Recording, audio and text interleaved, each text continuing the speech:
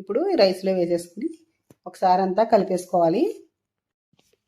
పులిహార అనేది ఎన్నిసార్లు చేసుకున్నా మనకి బోర్ కొట్టదండి. ఎప్పుడు చేసుకుంటూనే ఉంటాం. ఇంచుమించుగా వారానికి ఒకసారైనా చేస్తూ ఉంటారు చాలామంది. అందులోనూ ఇలా పూజలు వ్రతాలప్పుడు దేవుడికి నైవేద్యంగా పెట్టి తింటే ఇంకా టేస్ట్గా ఉంటుందండి. నేను ఎప్పుడు చేసినా సరే ఒకసారి ముందుగా అలా దేవుడికి చూపించే తింటామండి. అప్పుడు ఇంకా టేస్ట్ బాగుంటుంది అనమాట. ఇప్పుడు ఇందులో మొత్తం అంతా మిక్స్ చేసేసాం కదా, ఇందులోకి నిమ్మరసం వేసుకుందాము.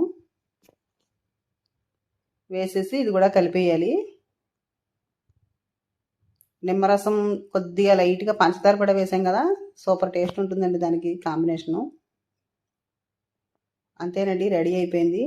కావాలంటే పైన కొంచెం ఆయిల్ వేసుకోండి. కొంచెం ఊరితే సూపర్ టేస్ట్గా ఉంటుంది. ఇలా సింపుల్గా తయారు చేసుకుని మనం దేవుడికి నైవేద్యంగా పెట్టుకోవచ్చు. పులిహోర ఎప్పుడైనా సరే మధ్యాహ్నం తయారు చేసామనుకోండి, సాయంత్రానికి